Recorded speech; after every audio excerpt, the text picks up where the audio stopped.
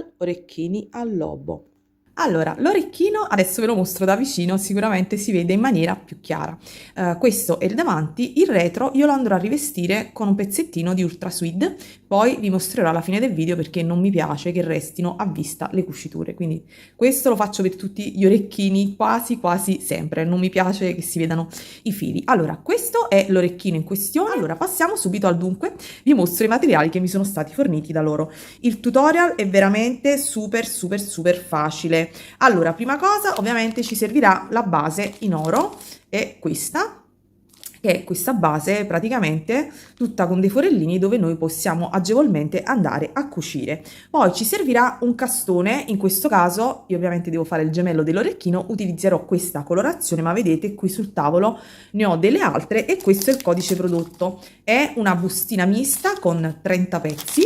Questo è il codice e sono veramente molto belle e sono contenta veramente della scelta. Dopodiché, cosa ho utilizzato? Ho utilizzato 3 delle perline che avevo preso per la collaborazione. 2 colorazioni di 15-0, sì, ho sbagliato a prendere la bustina. 2 colorazioni 15-0, sia quella che era una sorta di albicocca, vedete questa, e sia quella invece fucsia.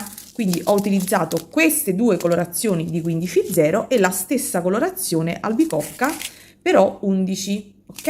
Queste sono tutte Rokyle queste 2 sono della Toho, come vedete, e queste invece sono della Miyuki. Quindi questi sono i materiali che mi sono stati forniti dalla Bid Park. Poi, oltre a questi materiali, ovviamente ci servirà il filo. Io utilizzo questo della Miyuki oro perché la base è oro. Ci servirà un ago, io utilizzo il solito della Tulip, mi dimentico sempre, penso che sia 11. Questo qui. Ci servirà un pochino di colla e poi ci serviranno delle goccine. Io avevo queste, che sono praticamente, vi dico la misura, per essere precise, vedete, sono circa 7, ok? 7 per 5. Ovviamente potrebbero essere un po' più piccine o un po' più grandi, voi vi regolerete in automatico in base alla misura delle goccine che avete per realizzare la nostra corolla. Quindi io sono riuscita a infilarne 9, ma forse anche 8 sarebbero andate bene, ma io ho riempito veramente tutti gli spazi. Allora, vi mostro un attimo il retro della filigrana, vi servirà anche un puntino di colla, giusto per partire. Allora, come vedete c'è un primo giro al centro con 4 buchetti che io sfrutterò per andare a cucire il castone, quindi puntina di colla e andrò a cucire il castone.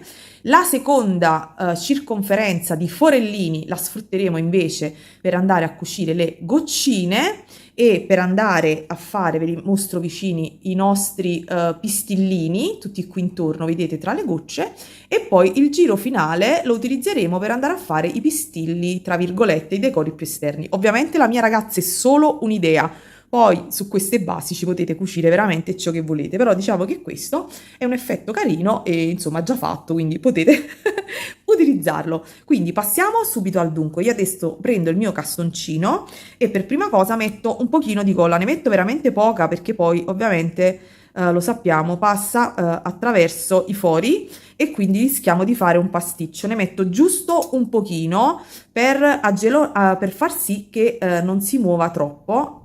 Fatelo anche voi, ma se non lo fate va bene uguale, lo dico giusto perché chi ha poca insomma dimestichezza potrebbe avere qualche difficoltà. Quindi un puntino di colla, fate asciugare, ci agevola. Levate ovviamente la farfallina, aspettate un pochino, insomma appoggiatelo da qualche parte in modo tale che non vi dia fastidio e si finisca un pochino di asciugare. Dopodiché andate subito a prendere ago e filo. Quindi anzi io adesso utilizzo questo, lo metto qui e lo faccio asciugare 2 minuti. Ci vediamo tra pochissimo, libero un po' di spazio e vi mostro come fare questi orecchini super easy. Forbicino ovviamente avevo dimenticato di dirvelo e niente, tutto qui.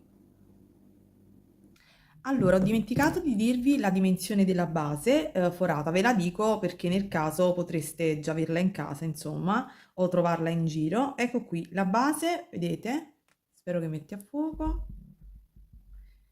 È 16. Allora, quindi questa è la dimensione della nostra base. Si è incollato ovviamente, prendo ago e filo e la prima cosa, infilo con l'ago in un punto qualsiasi e ridiscendo da un punto in prossimità, perché ovviamente voglio fissare il mio filo. Quindi, vedete, tiro e poi faccio un nodino, così, insomma, mi fisso il mio filo alla base. Quindi partiamo così, facciamo un paio di nodini e cominciamo. Spero di essere chiara. Scusate le mie mani, sono un po' scambiatine. In qualche punto ho utilizzato dei pigmenti. Ok, quindi ecco qua. Prima cosa da fare, quindi abbiamo incollato, il nostro filo è fissato alla base. Adesso usciamo proprio dai uno dei quattro forellini principali. Ok. Allora, adesso usciamo da un forellino, andiamo a osservare il nostro castone ed usciamo da un forellino lì vicino in modo tale da da andare a cucire il nostro castone perché l'abbiamo incollato ma dobbiamo anche cucirlo. Quindi vedete c'è qui il forellino del castone, quindi io vado e spunto dall'altro lato. Ok, vedete? Sono da quest'altro lato, quindi spunto, vado attraverso ovviamente un forellino lì in prossimità. Se riuscite a sfruttare quelli più interni rispetto a quelli più esterni, ovviamente è meglio. Dopodiché vado e cerco di individuare ovviamente l'altro foro, quindi semplicemente vado a cucire il mio castone alla mia base. Qui vedete c'è l'altro foro, quindi vado di fianco, mi raccomando quando cucite fate attenzione che il filo non vada ad incastrarsi, ok? Nel chiodino della base, quindi esco fuori, vado ad individuare l'altro forellino e semplicemente cucio anche nell'altra direzione, quindi semplicemente vado a fissare il mio castoncino. Ok, fate un pochino di attenzione, ok?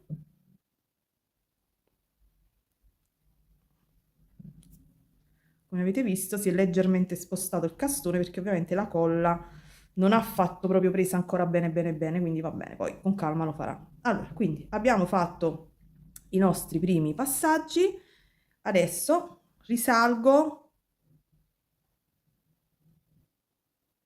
e ridiscendo in un punto lì vicino e faccio un nodino giusto per ogni tanto fate un nodino giusto per assicurare un po' di più il filo alla base, quindi faccio semplicemente un nodino. Adesso, ok, voi passate un paio di volte, io adesso per brevità, insomma, stacco un secondo.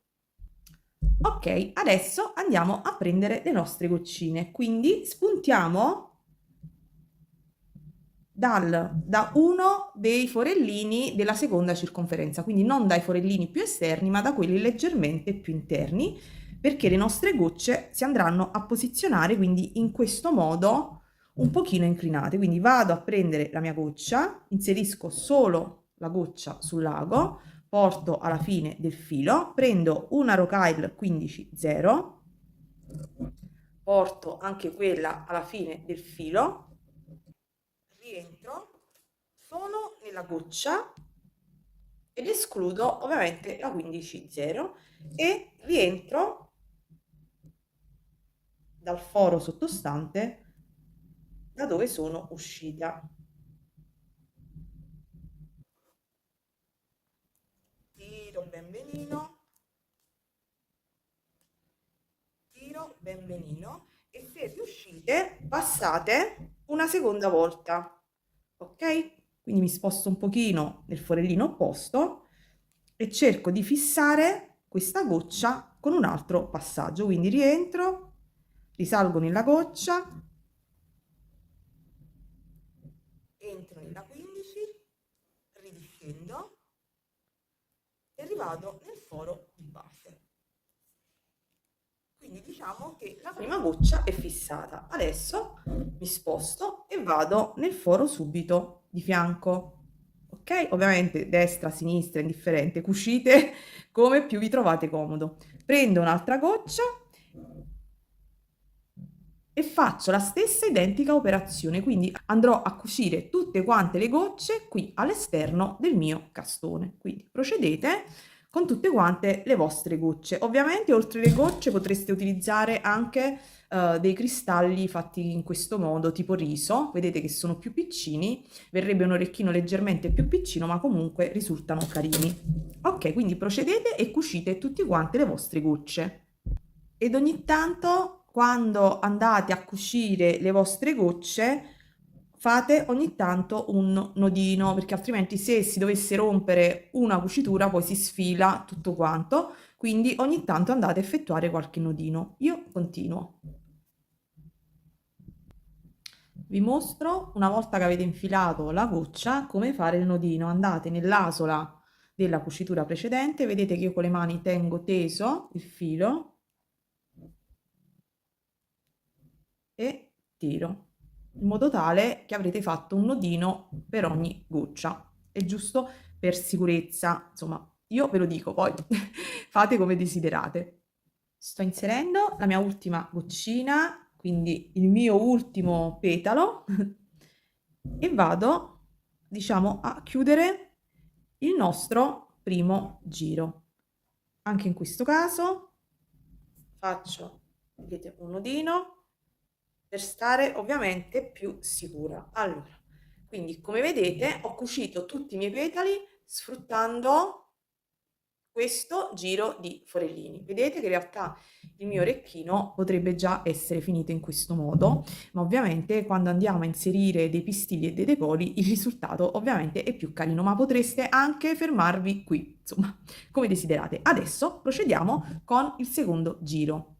In questo secondo giro andremo a sfruttare gli stessi forellini e faremo dei punti, come dire, stop con le perline. Quindi esco dal forellino, vedete, tra due petali, tra due gocce, e dovrò andarmi a posizionare ovviamente qui all'interno e vado semplicemente ad inserire 5 Rocale 11.0 della colorazione, nel mio caso sto utilizzando le pesca, quindi porto le mie 5 perline, vado alla fine del filo e entro, tolgo la prima, okay, e rientro nelle 4 sottostanti e ridiscendo nel foro da cui sono risalita e tiro.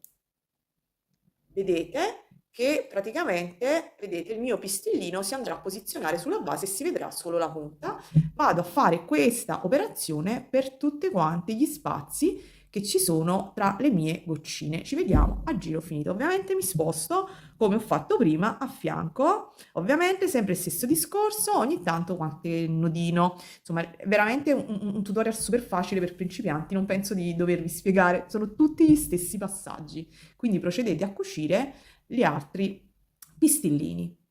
Una volta che avete terminato, ovviamente questo sarà il risultato che otterrete. I pistilli, qualcuno sporgerà un po' di più, qualcuno si incurverà un po' da un lato, qualcuno da un altro, ma questo dà un effetto più particolare al risultato finale. Adesso cosa facciamo? Ci spostiamo praticamente nell'ultimo giro di forellini. Spunto, vedete, tra due gocce e vado a fare il mio decoro esterno. Anche qui potreste mettere ciò che volete, io vi dico quello che ho inserito io. Ho inserito una 11.0 color pesca e 3 Rocale 15.0. Porto alla fine del filo, quindi vedete mi accosto proprio alla base, salto ovviamente la prima perlina e rientro in tutte quante le altre. Quindi ridiscendo e rientro, ok, attraverso tutte le perline ed il forellino, ovviamente lasciando la 15.0 che deve fare da fermo, da stop. Quindi vedete si andrà a posizionare in questo modo. Procedo per tutti quanti gli altri spazi. Piccolo dettaglio, non è detto che il forellino coincida perfettamente con lo spazio. Vedete, questo forellino individua la goccia, quindi ho entrate in questo modo oppure vi spostate al forellino che segue. Insomma, dovete voi regolarvi un pochino perché i fori sono più ovviamente di 9, quindi vi regolate voi con gli spazi, troverete sicuramente un forellino che vi consentirà di uscire e di fare questa operazione. Quindi fate quest'altra operazione per tutti quanti gli altri spazi. Allora, ecco l'orecchino finito. Ho inserito tutti quanti i decori esterni ed ho fatto un nodino ed ho tagliato il filo in eccesso. Adesso vado a prendere un pezzettino di Ultra Sweet e completo il retro. Mentre traccio le mie piccole circonferenze, vi ricordo il codice sconto della Bid Park. Ve lo rimetto qui in sovraimpressione. Ovviamente vi ricordo sempre di iscrivervi al mio canale e di cliccare la campanella. Mi raccomando, non perdetevi i prossimi tutorial. Cercherò di fare, ho in mente un tutorial per linoso un po' particolare, quindi state insomma connesse. Ritaglio il tutto. Poi con una forbicina effettuo un taglietto proprio così al centro. Anzi, vediamo questi altri forbici. Ecco, piccino, che andrò ad adagiare ovviamente sulla mia base.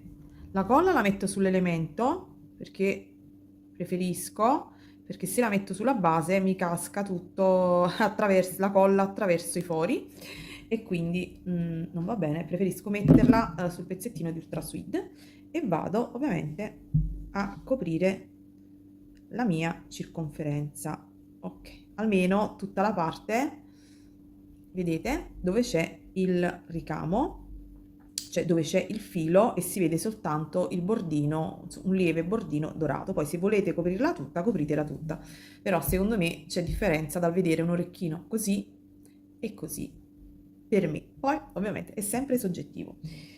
Nel frattempo vado a eseguire l'altro retro, vi lascio ovviamente con un saluto, ci vediamo al prossimo tutorial, spero che veramente gli orecchini vi siano piaciuti, io li trovo carini, estivi e niente, auguro a tutte come sempre buona creatività, ciao!